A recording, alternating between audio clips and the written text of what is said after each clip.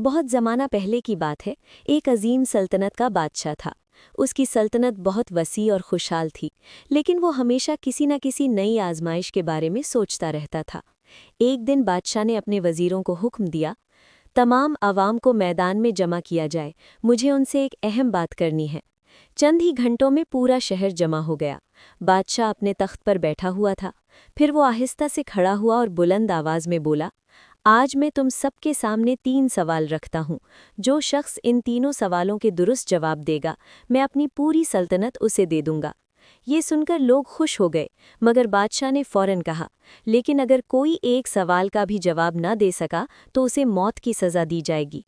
ये सुनकर पूरा मजमा खामोश हो गया। हर चेहरे पर खौफ छा गया। बादशाह ने पहला सवाल पूछा, वो क्या चीज़ है जो खरीदी नहीं जा सकती?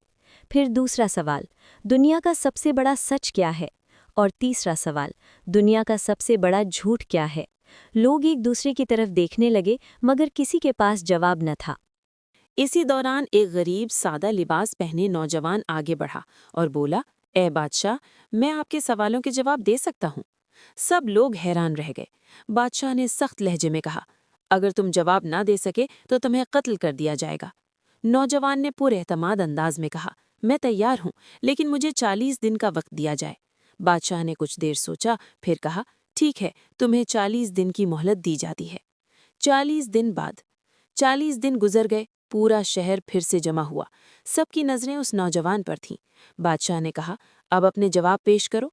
नौजवान ने मुस्कुराकर कहा, पहले सवाल का जवाब ये है कि वो चीज़ जो खरीदी नहीं जा सकती वो वक्त है, क्योंकि दुनिया की कोई दौलत गुजरे हुए वक्त को वापस नहीं ला सकती। मजमे में सरगोशियां होने लगीं। सब ने इस बात को सच माना। दूसरे सवाल का जवाब, दुनिया का सबसे बड़ा सच मौत है, क्योंकि हर इंसान को एक दिन मरना है, इससे कोई नहीं बच सकता। अब तो हर तरफ खामोशी छा गई, जैसे सबको हकीकत का एहसास हो गया हो। तीसरे सवाल का जवाब, दुनिया का सबसे बड़ा झूठ ये है कि इंसान समझता है कि उसके पास बहुत वक्त है।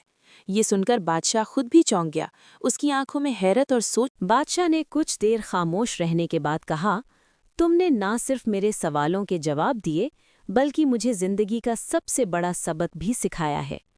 उसने नौजवान को इनाम दिया और उसे अपना मुशीर बना लिया।